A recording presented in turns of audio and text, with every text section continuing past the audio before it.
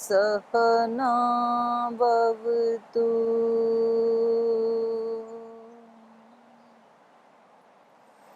सहनौ भुनक्तु सह वीर्यं करवावहै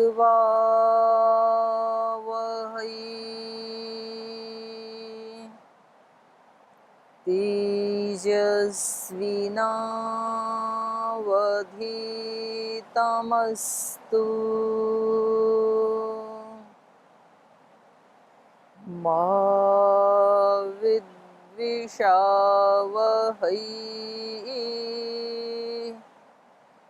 ॐ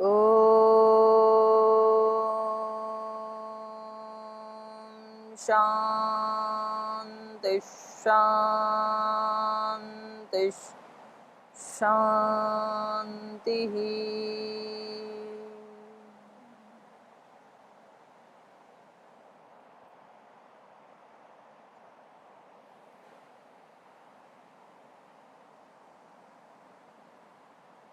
माँ अलकनंदा के पावन तीर पर प्रातःकाल की इस ब्रह्म वेला में इस पवित्र स्थान पर इस पवित्र ग्रंथ के स्वाध्याय के लिए हम उपस्थित हैं। कल हम चर्चा कर रहे थे कि महर्षि वाल्मीकि जी अपने आश्रम में आते हैं और उनके मन में वही द्वंद्व चल रहा होता है। क्रौंची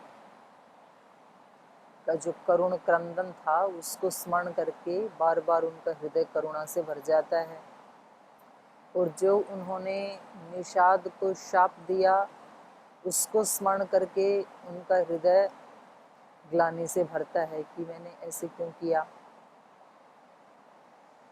तो इसी बीच फिर ब्रह्मा जी वहाँ आ जाते हैं और वो उनको समझाते हैं कि जो कुछ भी हुआ है वो मेरी प्रेरणा से ही हुआ है और वो भले के लिए ही हुआ है, अच्छे के लिए ही हुआ है। क्योंकि अगर आप इस करुण दृश्य को नहीं देखते तो शायद आपके मुख से ये श्लोक नहीं निकलता और फिर इतने बड़े महाकाव्य की रचना नहीं हो पाती, जो कि मानवता के कल्याण के लिए मेरी ही प्रेरणा से और मेरी ही योजना से ये सारा घटनाक्रम हुआ है। तो आप उसको भूल जाइए वहाँ पर जो हुआ, क्योंकि ये संसार में असंख्य अनंत आत्माएं हैं, असंख्य अनंत उनके कर्माशय हैं। कौन किस समय क्या कर रहा है, किसको क्या प्रतिफल मिल रहा है, तो इसके बारे में ठीक ठीक कहा जाना ये संभव नहीं है।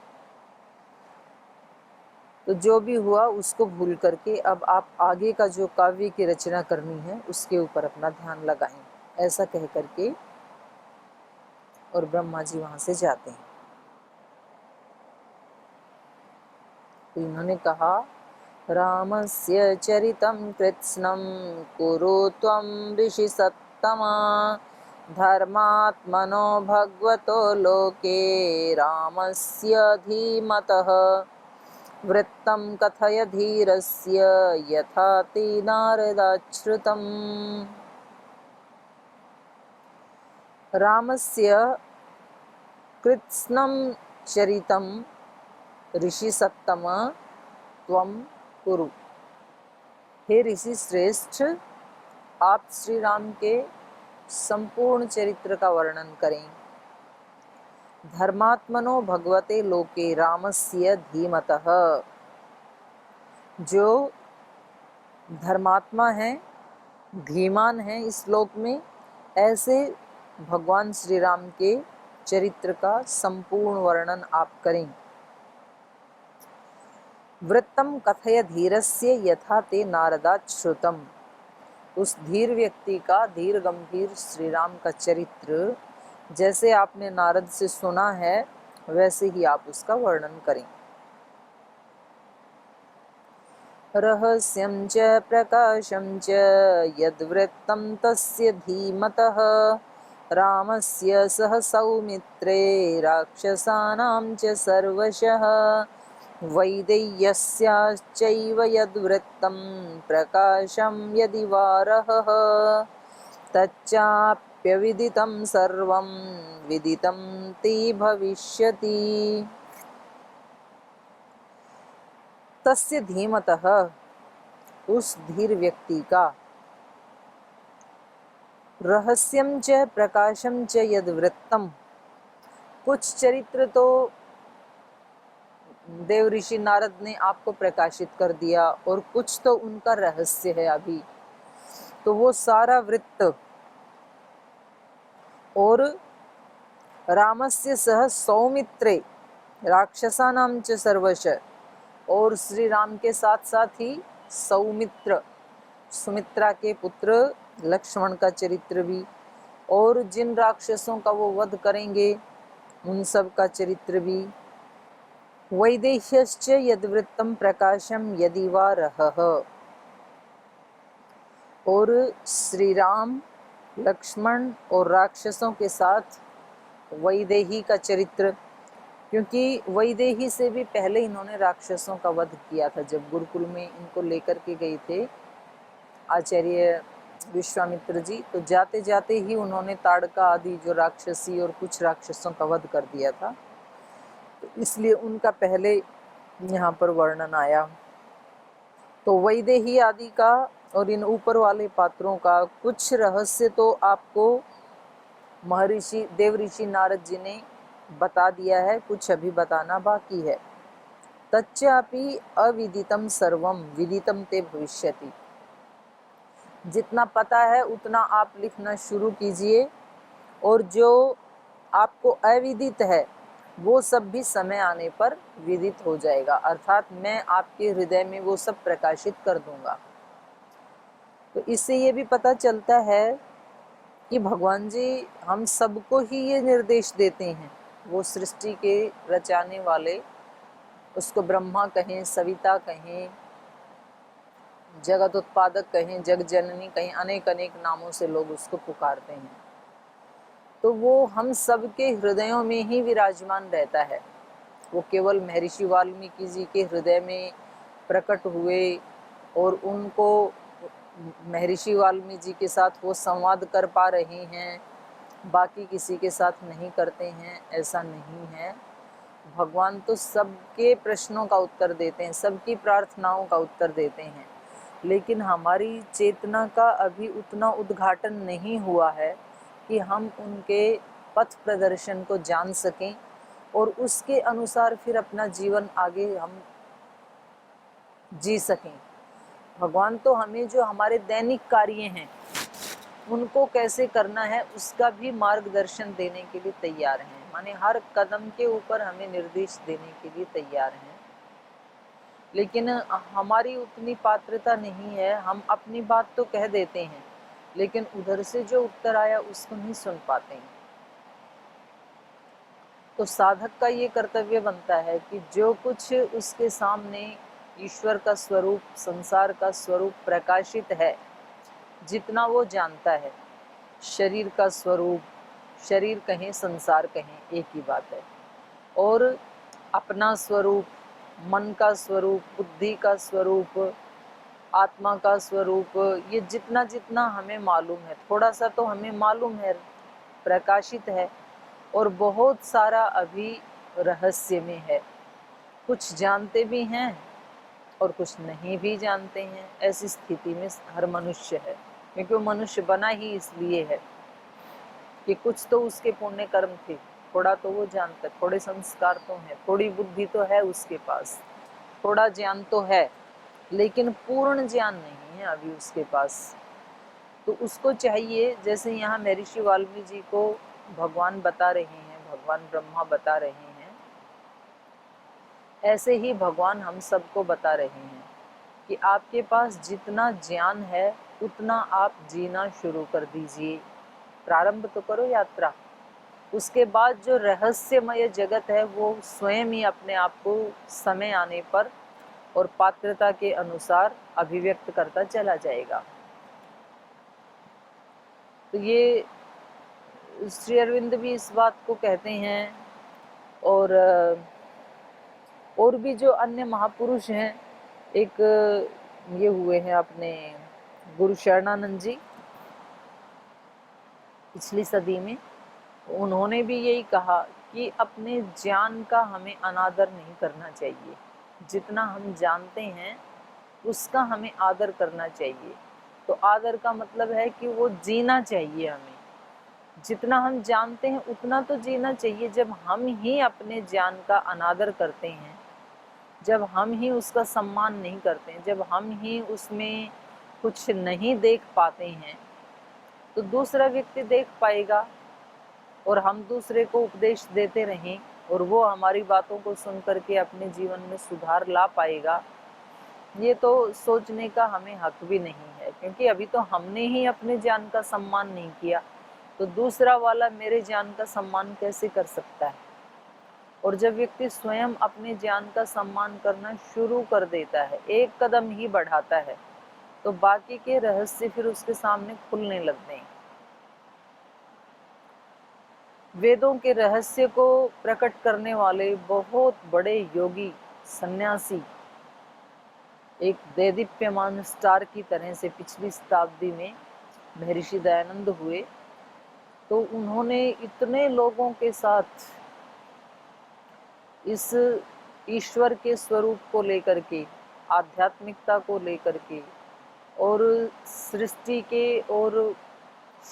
के भीतर छिपे हुए जो एक महान शक्ति है उसके बारे में जितने शास्त्रार्थ किए, तो ऐसी उनकी प्रखर तीव्र मेधा थी कि कोई भी व्यक्ति कैसा भी प्रश्न क्यों ना पूछे, वो उसको प्रमाण पूर्वक उत्तर दे देते थे। मतलब अपनी तरफ से नहीं ऐसा कि मेरे को ऐसे लगता है इसलिए यही सत्य, ऐसे नहीं बोलते थे। वो कहते थे देखो वेद में ऐसे लिखा है, ये इसका स्वरूप है। तो ऐसा वो क्यों, कैसे, कब कर पाते थे? ऐसा वो इसलिए कर पाते थे क्योंकि वो लगभग 2-3 घंटा रोजाना नदी के किनारे जाकर के समाधि लगाते थे। और उस समाधि में जो उनकी आत्मा में ईश्वर उन वेदों के मंत्रों के अर्थ जो प्रकट करते थे, उससे वो शास्त्रार्थ करते थे। वो केवल पुस्तक बाँच करके नहीं करते थे। कभी कभी कुछ लोगों को लगता है कि वो पुस्तक बाँच करके बहुत ज़्यादा बोलना सीख जाते हैं और फिर उनको लगता है कि हम तो शास्त्रार्थ महारथी हो गई। और हम तो वो, मतलब कुछ लोग महर्षि दयानंद के इस भाग की नकल करते हैं कि महर्षि दयानंद सबके तर्कों को काट देते थे, तो हम भी अगर ऐसा करेंगे तो हम भी महर्षि दयानंद के शिष्य कहलाएंगे, मतलब हम उनके जैसे कहलाएंगे। वो ऐसे कोई पुस्तक बाँच के या हमारी तरह से ऐसे इधर उधर से सुन करके तर्क कुतर्क नहीं करते थे। और महर्षि दयानंद ने हम सब के लिए भी ये निर्देश दिया है कि प्रत्येक मनुष्य को यदि उनको ठीक ठीक जीवन जीना है तो कम से कम उनको सुबह और शाम 1-1 घंटा उपासना में जरूर बैठना चाहिए। अगर कोई व्यक्ति उपासना में बैठता ही नहीं है और केवल थोथे ये ग्रंथ पढ़ करके बस वाद विवाद करता रहता है, तो समझ लो कि वो नारियल के अंदर जो पानी और जो वो मीठा वाला भाग है वहां तक पहुंचा ही नहीं। वो ऊपर का जो उसका धागे वाला भाग है, उसकी दाढ़ी है और वो बहुत कठोर छिलका है, बस वहां पर ही वो, उससे आगे उसको तोड़ ही नहीं पा रहा है। जो हमने पुस्तक में पढ़ा है वो पुस्तक वाला ज्ञान ना रह करके हमारी अनुभूति हो जावे, तब फिर हम किसी के जीवन को परिवर्तित कर सकते हैं। केवल कुतर्क करके, दूसरों को ब्लेम करके, दूसरों का मुंह बंद करके, दूसरों के ऊपर आरोप लगा करके अपने आप को सत्य सिद्ध नहीं किया जा सकता है। उससे तो झगड़े खड़े होते हैं, उससे वैमनस्य पैदा होते हैं, उसमें घर परिवार संबंध टूट जाते हैं।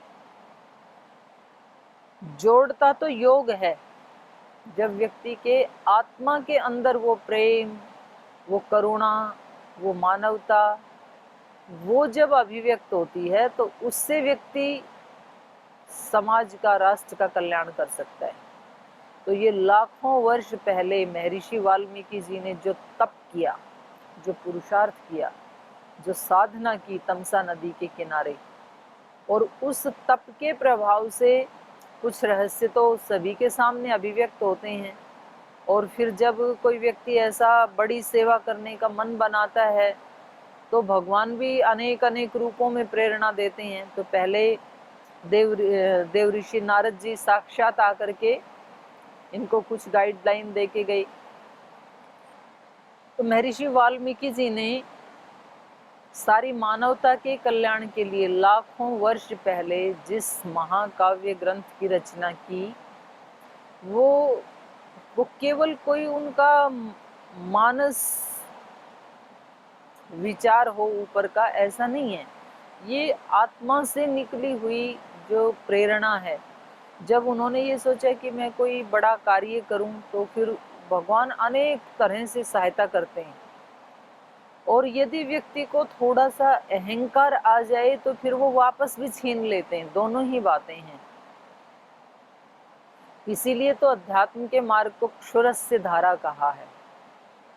कई लोग क्या करते हैं कि जब वो शुरू में इस मार्ग पे चलते हैं तो उनमें बड़ी विनम्रता होती है, बड़ी जिज्ञासा होती है, लेकिन फिर वो जब थोड़ा सा जान लेते हैं तो फिर वो जिनसे उन्होंने जानना शुरू किया था उन्हीं के साथ ही कुतर्क करके उन्हीं को पराजित करना चाहते हैं। फिर भगवान जी बस फिर वो यात्रा वहीं रुक जाती है। क्योंकि जितना जितना जाना उतना उतना तो विनम्रता आनी चाहिए। और अगर उसका अभाव है, अगर उसमें अतिमानिता आती जा रही है, गीता में जो दैवी संपद बताया तो उसमें लास्ट में कहा नातिमानिता, अहिंसा, सत्यम, अक्रोध इत्यादि इत्यादि, जो 24 गुण वहां पे बताए दैवी संपद के, उसमें ही सबसे लास्ट वाला जो गुण बताया वो न अतिमानिता। अतिमानिता नहीं आनी चाहिए। यदि अतिमानिता आ गई तो सब बना बनाया काम बिगड़ जाएगा। फिर तो यहाँ पर भगवान ने, ब्रह्मा जी ने, सृष्टिकर्ता ने महर्षि वाल्मीकि जी के हृदय में आकर के ये प्रेरणा की कि ये जो पात्र होंगे इस महाकाव्य के, इनके जो चरित्र हैं, इनके बारे में कुछ थोड़ा सा तो अभी प्रकाशित है, वहाँ से आप प्रारंभ करें लिखना। और उसके आगे का जो अप्रकाशित भाग है, जो रहस्यमय है, उसको भी समय आने पर आपके हृदय में आप उसको जान पाएंगे, वो भी आपके सामने विदित हो जाएगा। नैति वागनृता काव्ये काचिदत्र भविष्यति, कुरु राम कथां पुण्यां श्लोकबद्धां मनोरमां, यावत् स्थास्यन्ति गिरयः सरितश्च महीतले, तावद् रामायण कथा लोकेषु प्रचरिष्यति। ते वागनृता काव्ये काचिद अत्र न भविष्यति। कह रहे हैं ते वाक, तुम्हारी जो वाणी है, अत्र काव्ये, इस काव्य में, काचित अनृता न भविष्यति, मैं तुम्हारी वाणी को इतना अमोघ बना रहा हूँ क्योंकि आप उसके पात्र हैं। तो वहाँ पर योग दर्शन में भी आया है कि जो सत्य में प्रतिष्ठित हो जाता है उसकी वाणी अमोघ हो जाती है। मतलब वो जैसा बोलता है वो सब सत्य ही होता है, वो असत्य बोल ही नहीं पाता है। तो यहाँ पर भी वही कह रहे हैं, ब्रह्मा जी कह रहे हैं, ते वाक् काचिद अत्र अनृता न भविष्यति, कभी भी इस काव्य में जो कुछ भी तुम लिखेंगे वो सब वैसा ही होगा, तुम्हारी वाणी झूठी नहीं होगी। संकल्प सिद्ध योगी जिनको कहते हैं, तो उनका कहा हुआ कभी भी असत्य नहीं होता है। कुरु राम कथाम पुण्याम श्लोकबद्धाम मनोरमाम, इसलिए आप बिंदास होकर के श्लोकबद्ध श्री राम की इस पुण्य कथा का लेखन प्रारंभ करें, उसकी रचना प्रारंभ करें। क्योंकि तुम जो जो लिखते जाओगे वो आपकी बात झूठी नहीं होगी, वो सब सत्य सिद्ध होगा। तो जब हमारे देश में इस प्रकार के ऋषि महर्षि और इस विद्या का बहुत गौरव था, तो जो सामान्य लोग थे वो भी ऋषियों से, संतों से, महात्माओं से वो इसलिए अलर्ट रहते थे। मैंने भयभीत तो मैं उसको नहीं कहूँगी, भय तो बुरे लोगों से होता है, लेकिन वो सजग और सावधान रहते थे कि इनके मुख से यदि कुछ निकल गया तो फिर वो सत्य सिद्ध होगा। तो हम ऐसा आचरण करें कि इनके मुख से सदा आशीष ही निकले। तो लोग शाप से डरते थे पहले, कि अगर किसी महापुरुष ने शाप दे दिया तो फिर चाहे वो कोई चक्रवर्ती सम्राट भी क्यों ना हो, फिर वो सत्य सिद्ध होगा। लेकिन यदि तपस्या नहीं करते हैं तो फिर आजकल गुरु शिष्यों के कोर्ट केस भी चलते रहते हैं, तो चेले भी डरते नहीं हैं गुरु जी से, और गुरु जी भी कुछ बिगाड़ नहीं पाते उन चेलों के, क्योंकि तप का बल ही व्यक्ति को ऊंचा बनाता है।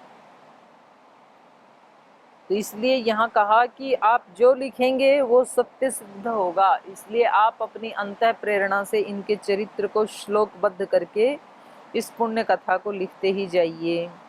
और कब तक रहेगी ये कथा? यावत महीतले गिरयः सरितश्च स्थास्यन्ति, जब तक इस धरती के ऊपर ये पर्वत और नदियां रहेंगे। तो हम पर्वत के पास भी बैठे हैं, बड़ा प्यारा सा पर्वत है हमारे पास ये दाहिनी तरफ, और इसके साथ ही नदी भी बह रही है। तो ये कितने काल से ये पर्वत यहाँ खड़ा है, हजारों हजारों वर्षों से, और कब से ये अलकनंदा माता प्रवाहित हो रही है। प्रति पल कितने टनों टनों टनों टनों लीटर पानी यहाँ से आगे प्रवाहित हो रहा है, कोई इसका अंदाजा भी लगाया ही नहीं जा सकता है। मतलब जब थोड़ा सा सोचने की कोशिश करते हैं तो दिमाग चकराने लगता है। तो ये राम कथा का प्रभाव भी यहाँ बता रहे हैं कि कब तक रहेगा ये, जब तक इस धरती के ऊपर ये पर्वत और ये नदियाँ रहेंगी तब तक, तावत राम कथा लोकेशु प्रचरिष्यति, तब तक ये श्री राम की कथा इस लोक में प्रचरित रहेगी, प्रचार इसका होता ही रहेगा। यावद् रामस्य च कथा त्वत्कृता प्रचरिष्यति, तावद् ऊर्ध्वम् अधमस्त्वं मल्ललोकेषु निवत्स्यसि। इत्युक्त्वा भगवान् ब्रह्मा तत्रैवन्तरधीयत, ततः स शिष्यो भगवान् विस्मयमाययौ। तो कहा यावद रामस्य च कथा त्वत्कृता प्रचरिष्यति, तावत् ऊर्ध्वम् अधश्च त्वं मल्लोकेषु मतलोकेषु निवत्स्यसि। तो भगवान यहाँ कह रही हैं कि जब तक इस राम कथा का प्रचार रहेगा, जब तक राम कथा जिंदा रहेगी, तावत तब तक ऊर्ध्वम अधश्च, तुम चाहो मल्लोकेषु मेरे लोकों में, तुम चाहो तो मेरे ऊंचे से ऊंचे लोक में, और तुम चाहो तो पृथ्वी लोक में, निर्बाध गति से, माने कोई बाधा नहीं आएगी उसमें, आप निर्बाध गति से आ जा सकेंगे। जब आपको कुछ जानना है उसके बारे में तो आप ऊर्ध्व लोक में आ सकते हैं, मेरे लोक में आ सकते हैं, मल्लोकेशु मेरे लोकों में। तो यहाँ भगवान के लोक कहाँ हैं? भगवान के लोक बाहर भी हैं, इस ब्रह्मांड का आज तक किसी ने आर पार नहीं पाया। एक जो सूर्य है हमारा, और इस सूर्य का जो परिवार है 9 ग्रह, वो भी इतने विशाल हैं कि उनके बारे में भी पूरा नहीं जान पाए। शनि आदि इतने विशाल ग्रह हैं और इतनी दूर हैं वो पृथ्वी से, और जो मंगल चंद्रमा आदि हैं उसके बारे में भी पूरा नहीं जान पाए, जो छोटे छोटे हैं और पृथ्वी के पास हैं, शुक्र आदि। तो ये जो नवग्रह हैं ये ही इतने विशाल हैं, नवग्रह की बात छोड़ो, पृथ्वी ग्रह को भी पूरा नहीं जान पाई अभी साइंस वहाँ पर भी। मतलब एक सीमा के बाद जाकर के हाथ खड़े कर देती है। ये पृथ्वी भी बहुत रहस्य रोमांचों से भरी हुई है। इस पृथ्वी के अतिरिक्त जो इस सूर्य परिवार के बाकी के ग्रह उपग्रह हैं वो भी बड़े रहस्य रोमांच से भरे हुए हैं। और ऐसे ऐसे सूर्य तो इस वाली गैलेक्सी में करोड़ों करोड़ों हैं, उन करोड़ों में से एक सूर्य है ये। और ऐसी ऐसी जो गैलेक्सी हैं वो इस ब्रह्मांड में, इस यूनिवर्स में, वो भी अनंत हैं, उनकी भी संख्या नहीं गिनी गई अभी कितनी है। तो बाहर वाला जो लोक है वो भी अनंत है। बस उसका इतना ही है कि जब कोई इसमें प्रवेश पा जाता है तो उसको रोज कुछ ना कुछ नया नया नया नया अनुभूति होती रहती है। मतलब आप कल्पना करें कि कोई व्यक्ति इस बाहर के ब्रह्मांड में घूमना शुरू करे, निकलना शुरू करे, और वो निकल के जाता ही रहे, जाता ही रहे, चलता ही रहे, चलता है, तो रोज उसके सामने नई नई चीजें आती जाएंगी, उसका जीवन समाप्त हो जाएगा। लेकिन इस बाहर के ब्रह्मांड का कहीं अंत नहीं आएगा। तो वो बस लास्ट में ये बोलेगा कि ये तो अनंत है, जितना मैंने देखा वो बहुत सुंदर था, वो बहुत तृप्ति देने वाला था, मैं तो आनंद से भर गया, लेकिन तो भी ये अभी आगे अनंत है। तो उसको रोजाना अच्छे ऐसे नया नया उपलब्ध होता रहता है। और यथा ब्रह्मांडे तथा पिंडे, वैसे ही इस पिंड में भी जिन योगियों ने, जिन ऋषियों ने, जिन आत्मवेत्ता और ब्रह्मवेत्ताओं ने अपने अंदर के रहस्यों को जाना, उन्होंने बहुत इसका वर्णन किया। इतनी यहाँ पर स्थूल नाड़ियाँ हैं, इतनी सूक्ष्म नाड़ियाँ हैं, मन के इतने इतने स्तर हैं, और आत्मा के इतने स्तर हैं, और इस स्थूल व्यक्तित्व के भी 5 कोश हैं। खूब उन्होंने बताया। और फिर लास्ट में उन्होंने कहा कि पूरा फिर भी हम नहीं कह पाए। जितना हमने जाना वो बहुत आनंद देने वाला था, लेकिन अभी भी बहुत अनंत ऐसा है जो रहस्य के पीछे है।